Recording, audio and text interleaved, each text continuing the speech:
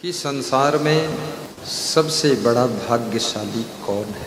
आप 1000 लोगों से पूछो कि भाग्यशाली कौन है, उन 1000 लोगों के उत्तर भी 1000 प्रकार के हो, सबकी परिभाषा बिलक बिलक हो। लेकिन कबीर की दृष्टि में सबसे बड़ा भाग्यशाली कौन है।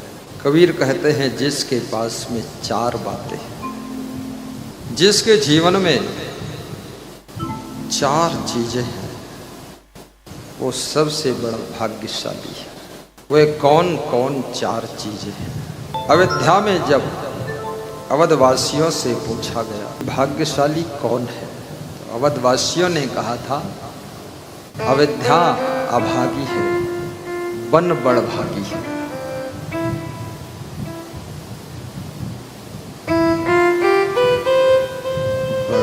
भागी बने अवध अभागी। क्यों? जिस अयोध्या में लोग दर्शन करने के लिए जाते हैं, जिस अयोध्या को लोग तीर्थ मानते हैं, उस अयोध्या के राम के समय में जो लोग हैं वो कहते हैं वन बड़भागी है, अयोध्या अभागी। तो अयोध्या में क्यों जाते हो, वन में जाओ ना, वन बड़भागी है। इसलिए बड़भागी बने अवध अभागी। क्यों? क्योंकि जिमि रघुवंश तिलक तुम त्यागी। जिमि रघुवंश तिलक तुम त्यागी।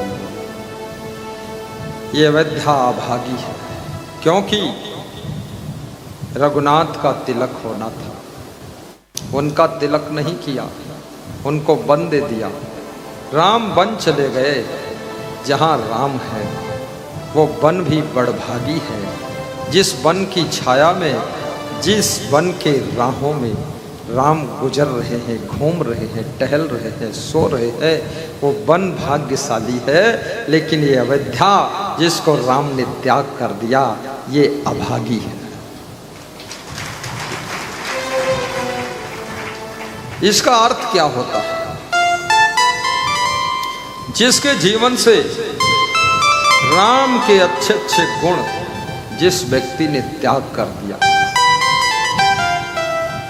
वो व्यक्ति अभागी है। राम का त्याग करने का मतलब राम की कलाएं, राम के गुण, राम की भक्ति, राम जैसा प्रेम, राम जैसा सुंदर स्वभाव, राम जैसी मृदुता और राम जैसा डिसिप्लिन, राम जैसा लाइफ क्लीन जिसने त्याग कर दिया, वो अभागी है, वो अभागी है। राम आपके जीवन में आ गए, कैसे आए? यदि आपके जीवन में राम जैसी सरलता आ गई तो समझ लो राम तुम्हारे अंदर आ गए। सहजता, नम्रता, राम जैसी प्रसन्नता और राम जैसा त्याग, राम जैसा साहस, राम जैसी हिम्मत, हिकमत, मेहनत, रहमत, खिदमत, ये सब राम जैसे गुण आपके अंदर प्रवेश हो जाए तो समझ लो तुम बड़भागी हो, तुम बड़भागी। बड़भागी बने अवध अभागी। जिमि रघुवंश तिलक तुम त्यागी। जैसे कोई गलत व्यक्ति का देश में चुनाव हो जाए और गलत व्यक्ति प्रधानमंत्री बन जाए, मुख्यमंत्री बन जाए, तो लोग कहते हैं हमारे देश का दुर्भाग्य है, गलत व्यक्ति प्रधानमंत्री बन गया। जिसको बनना था, जो योग्य था, वो बना नहीं, देश अभागा है, क्योंकि गलत व्यक्ति बैठ गया, अच्छा व्यक्ति नहीं बैठ पाया। तुम्हारे गांव का सरपंच भी गलत बन जाए तो गांव वाले कहते हैं ये गांव अभागा है, गलत आदमी सरपंच बन गया। याद रखना, आपके अंदर अच्छे अच्छे गुण प्रविष्ट होना चाहिए।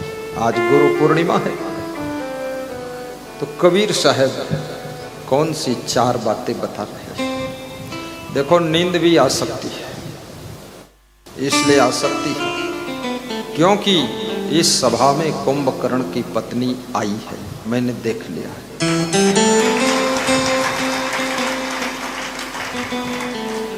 और वो कुंभकर्ण की पत्नी, उसका पति तो मर गया है, तो थोड़ी थोड़ी देर वो किसी किसी को पति बना लेती है, आधा घंटे 1 घंटे, तो बड़े भगत को बनाती है, जो बहुत बड़ा होता ना उसके ऊपर आ जाती है। जब आती है, कुंभकर्ण की पत्नी का नाम निद्रा देवी है, फिर उसको नींद आ जाती है। तो बच के रहना निद्रा देवी से। यहाँ आई है, घूम रही है, देख रही है कि कौन मुझे पसंद आएगा। कितने को तो निद्रा देवी ने थोड़ा थोड़ा रस। कबीर कहते हैं, बड़ भागी वो है जिसमें 4 बातें होती हैं। मुख्य धारा में आ जाइए, कौन कौन 4 बातें? गुरु सेवा जन बंदगी। देखिए क्या बोल रहे हैं कबीर साहब, सत्संगत बैराग। ये 4 चीजें होना साधारण लोगों में असंभव है। नंबर 1, गुरु की सेवा सब नहीं कर सकते हैं। कितने लोग आतंकवादियों की सेवा कर रहे हैं, नक्सलाइटों की सेवा कर रहे हैं, दुराचारियों की सेवा कर रहे हैं, भ्रष्टों की सेवा कर रहे हैं, लेकिन कोई विरले है सौभाग्यशाली जिसका मन गुरु की सेवा में डूब गया है।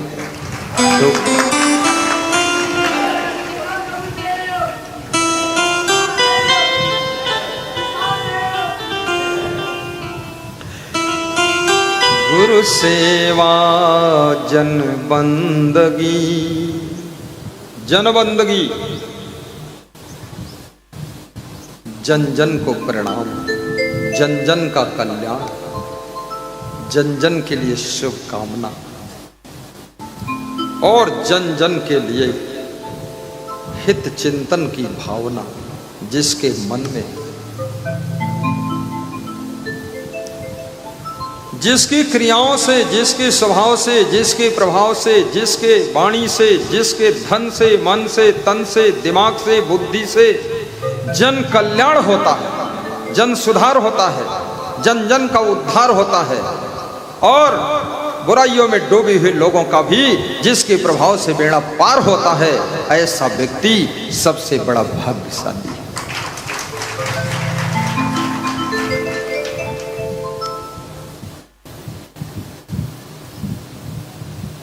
तीसरी चीज, सत्संगत बैराग। और जिसका मन सत्संग में लगता है,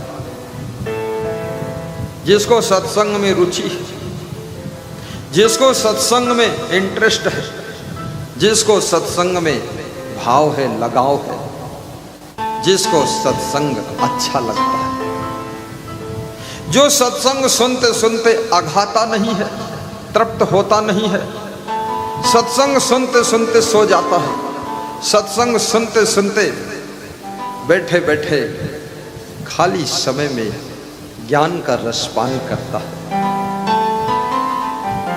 जो दूसरों को भी सत्संग सुना देता है, जो सत्संग कराता है, जो सत्संग के प्रोग्राम करता है, जो गुरु को बुलाकर सत्संग समागम करता है, हजारों हजारों लोगों को सत्संग सुनवाता है, जो सत्संगियों की सेवा करता है, जो सत्संग के प्यासे लोगों को बुला करके सत्संग भी प्रदान कराता है, साथ साथ में उनको भोजन भी खिला देता है, ऐसा व्यक्ति सबसे बड़भागी होगा।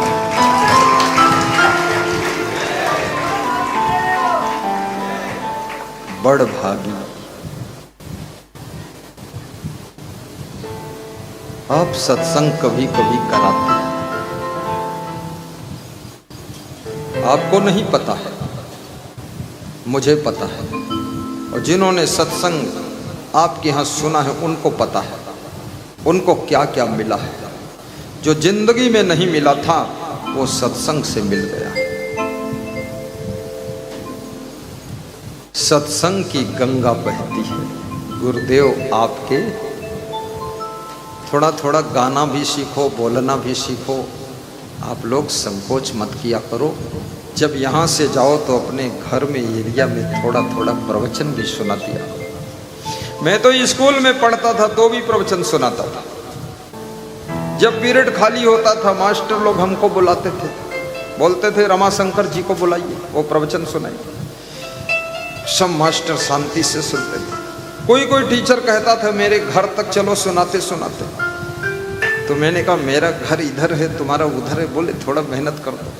12-12 किलोमीटर उसके साथ में जाता था साइकिल से, वो भी साइकिल से, मैं भी उसको प्रवचन सुनाता था। बोले मैं तो केवल विद्या सिखाने वाला गुरु हूँ, लेकिन आप तो ऐसा ज्ञान दे रहे हो, मुझे नहीं लगता है तुम अब संसार में रहोगे, मुझे लगता है महान संत बनोगे।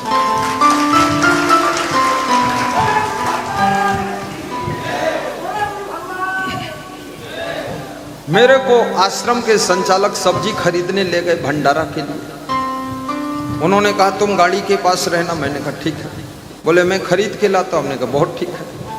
मैं गाड़ी के पास ही सब्जी की दुकानदारों को सुनाया प्रवचन। जितनी वो खरीद के लाए उससे ज्यादा हमें दान मिल गई, और 200 रुपये दक्षिणा भी मिली। सबने 10-10, 20-20 रुपये दिए। बोले ये क्या है? हमने कहा ये दान की सब्जी और दान के 200 रुपये। बोले मैं तो खरीद कर लाया 4-5 हज़ार की, तुम दक्षिणा भी पा गए और सब्जी भी पा गए। बोले अब मत आना तुम मार्केट। हमने कहा बिल्कुल नहीं होगा। फिर उन्होंने कहा तुम कपड़ा ले आओ, संतों को बांटना है, भंडारा है। मैंने कहा मैं चला जाता हूँ। मैं गया तो सीधे फैक्ट्री चला गया और फैक्ट्री मालिक से मिला, उसको प्रवचन सुनाया। 5000 मीटर कपड़ा दान दिया। सब बिल्टी आई आश्रम पर। बोले अब कपड़ा खरीदने नहीं जाओगे? हमने कहा फिर? बोले अब तुम इस योग्य नहीं हो, तुम भगवान रूप हो, और तुम अब गांव गांव में, शहर शहर में ज्ञान की गंगा बहाने के लिए जाओ।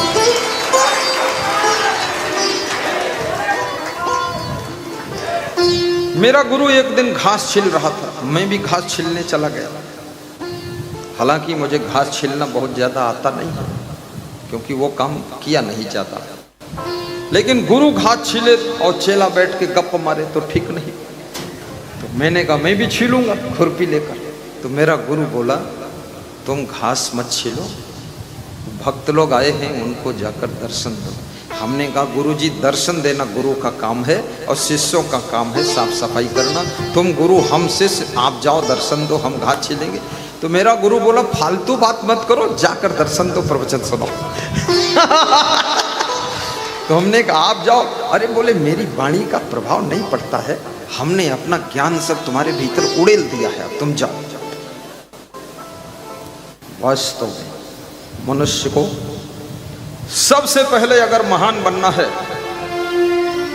ज्ञानी बनना है, सुयोग्य बनना है, प्रतिभाशाली बनना है, अपने औरा को चमकाना है, आजू बाजू इधर उधर किधर जिधर कुछ नहीं करना है, केवल स्वयं को सुधार करना है, स्वयं को अच्छा बनाना है, खुद को महान बना दीजिए। बिल्कुल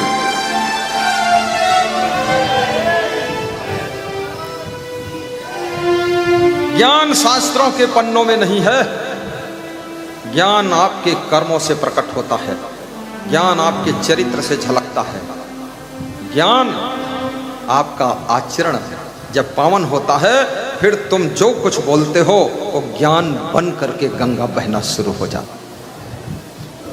गुरु सेवा जन बंधन सत्संगत बैराग। चौथी चीज लोकेंद्र प्रजापति वैराग्य है। मोरबी गुजरात वैराग्य। याद रखना संत में वैराग्य तो होना ही चाहिए, लेकिन भक्त में भी वैराग्य होना चाहिए। भक्त में कैसे वैराग्य होगा? एक पति व्रत और एक पत्नी व्रत का जीवन ये गृहस्थ के लिए वैराग्य का जीवन है।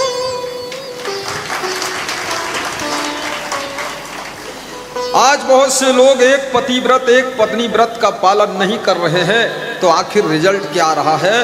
पत्नी अपने पति को मारकर नीले ड्रम में भरकर ऊपर से सीमेंट लगा देती है। अरे गुरु की बात नहीं मानोगे तो नीले ड्रम में पैक हो जाओगे।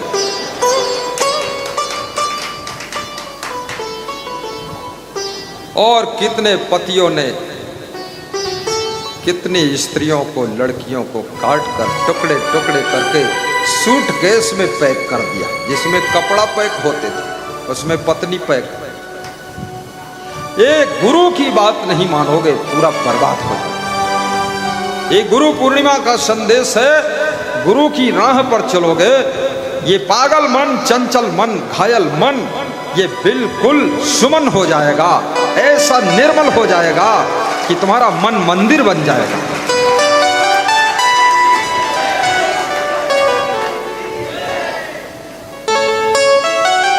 इसलिए गृहस्थ में भी वैराग्य होना चाहिए। अपने पति से भी पूर्ण प्रेम रखिए, पत्नी से भी पूर्ण प्रेम रखिए। पूर्णिमा संदेश दे रही है, गुरु से पूर्ण श्रद्धा रखो, लेकिन पति पत्नी परस्पर भी पूर्ण प्रेम रखो। और जहां प्रेम होता है, याद रखना, वहां कांटों की राह भी आसान हो जाती है। और जहां प्रेम नहीं है, फूलों की राह पर भी इंसान परेशान। गुण के ग्राहक सहस्र नर, बोलो बिन गुण लहई न कोई। इसलिए हर बहू को भी गुणवान बनना चाहिए। कोयल में मधुर बोलने का गुण है, तो जिसके पेड़ की डाल पर कोयल बैठ जाती है और बोलती है, कोई उसको पत्थर मारकर नहीं उड़ाता है। लेकिन कौवा में अवगुण है कठोर बोलने का, कर्कश आवाज का, हर आदमी पत्थर मारकर भगा देता है। याद रखना, बहू अगर कोयल जैसा बोलेगी तो उसको परिवार की डाल से कोई उड़ाएगा नहीं। लेकिन कौवा बनेगी, कौवा नौवा पौवा दौवा हवा, तो उस बहू को फिर वहां से हटाने की प्लानिंग चालू हो जाएगी। कितने सास ससुर अपनी बहुओं से इतना परेशान हो गए। पहले भगवान से प्रार्थना करते थे, भगवान मुझे बहू देना, बहू देना, बहू देना। और ऐसी बहू आई चंडिका अवतार। अब भगवान से कहते इसको वापस लेना, वापस लेना। तो भगवान कहता मैं नहीं लूंगा, मेरा सब गड़बड़ा देगी। सुपर्णखा राम के पास आई थी, मैं तेरे पास रहूंगी, राम के पास रहूंगी, तुम्हारी पत्नी बनूंगी, सब सेवा करूंगी, मुझे रख लो राम। राम बोला अरे नहीं नहीं नहीं, नहीं मैं नहीं रखूंगा ऐसी सुपर्णखा को। सुपर्णखा बनोगी तो भगवान भी नहीं रख सकता है। और सीता बनोगी तो भगवान लेने जनकपुर तुमको जाएगा, जनकपुर जाएगा।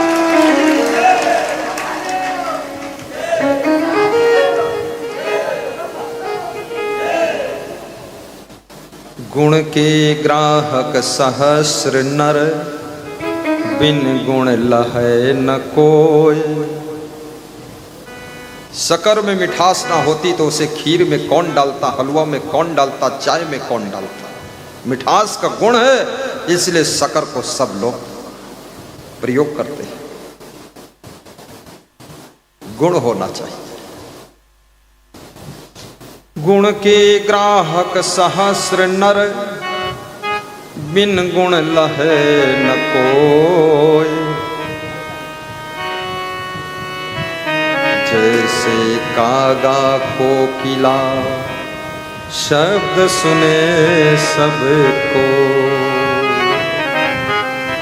शब्द सुने सब कोय। प्रदीप ओझा, ध्यान लगाना। कोकिला सबे सुहावन, दो को एक रंग काग सब भय अपावन।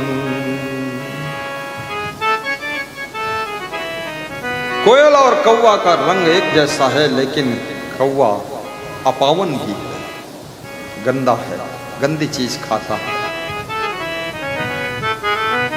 इसलिए व्यास गादी निवेदन कर रही है, गुणवान बेटी बनो, गुणवान बहू बनो, गुणवान बेटा बनो, गुणवान पत्नी बनो, गुणवान पति बनो, गुणवान गुरु बनो, गुणवान शिष्य बनो, गुणवान पड़ोसी बनो, गुणवान सास ससुर बनो। सारा खेल जिंदगी में गुणों का खेल है और गुण फ्री मिलते हैं, पैसा नहीं लगता। और गुण आप में आ जाए तो गुणों के प्रभाव से पैसा बहुत मिलता है, पैसा बहुत आता है। पैसे से गुण नहीं मिलते हैं लेकिन गुण से पैसे मिलते हैं। मीठी वाणी पैसे से नहीं मिलती है लेकिन मृदु वाणी से पैसा बहुत आता है।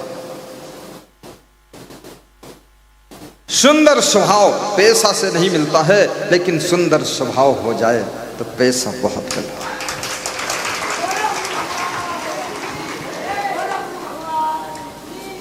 जिसमें पैसे की जरूरत नहीं है, फ्री मिलता है, सुंदर स्वभाव, मृदु वाणी, मधुर व्यवहार और पवित्र चरित्र, याद रखना जिससे सारी दुनिया तुम पर न्यौछावर हो जाती है। इसलिए फ्री मिलने वाले चरित्र को संभालिए, चरित्रवान भी बनना। बैराग की चर्चा चलती है, मानुष तेरा गुण बड़ा, मानस नावे काज, हाण न होते आभरण, त्वचा न बाजन बाज। कबीर साहब कहते हैं, हे इंसान, तेरा मांस, तेरी हड्डियां और तेरे चमड़े से तो जूते भी नहीं बनते। तो मरने के बाद आग में दफन कर दिया जाता है। तेरी हड्डियों से आभूषण भी नहीं बनते, लेकिन तेरे गुणों के कारण ही तू महान है। तू अपनी कलाओं के कारण ही प्रथम स्थान पर है और तू तेरे सुंदर स्वभाव के कारण ही सबके दिलों पर प्रभाव डालता है। हे इंसान, एक छोटी सी कहानी सुनो।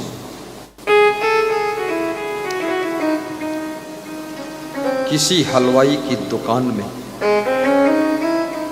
थाल में रसगुल्ले सजे हुए रखे थे और हलवाई की दुकान में वो कांच की अलमारी थी जिसमें बाहर से सब दिखते थे, बड़े सुंदर रसगुल्ले। सामने मजदूर शक्कर की बोरियां पीठ पर लाद कर जा रहे। रसगुल्ले को हंसी आ गई और रसगुल्ले बोले, ये चीनी बहन, शक्कर सिस्टर। शुगर को सिस्टर बताया, स्वयं को मिस्टर बताया। एक तेरी जिंदगी है अपमान भरी, दूसरी मेरी जिंदगी है सम्मान भरी।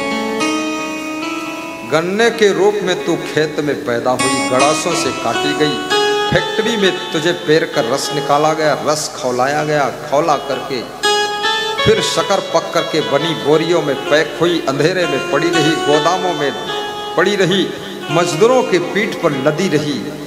क्या तेरी जिंदगी है, कितनी जगह उठाई गई, पटकी गई, और मेरी जिंदगी देख कितना सम्मान से भरी है। हलवाई की दुकान में थाल में सज कर बैठा हूं, जो ग्राहक आता है हर कीमत दे करके मुझको लेना चाहता है। मैं रसगुल्ला हूं। चीनी बहन से रहा ना गया। चीनी बहन ने हंस करके कहा, ये रसगुल्ले भाई, नाज नखरे से बात मत करो, अहंकार से बात मत करो। जब तक मैं तेरे साथ में हूं तब तक ही तू रसगुल्ला है। जिस दिन मैं तेरा साथ छोड़ दूं तो तू रसगुल्ला नहीं रह जाएगा, केवल गुल्ला गुल्ला रह जाएगा, गुल्ला गुल्ला। मनुष्य की जिंदगी भी तब तक ही रसगुल्ला है जब तक उसमें गुण का रस है, गुण की शक्कर है। अगर गुणों की शक्कर निकल गई तो याद रखना तुम भी केवल गुल्ला गुल्ला बनकर घूमोगे, रसगुल्ला नहीं। इसलिए गुणवान भी बनो और महान बनो।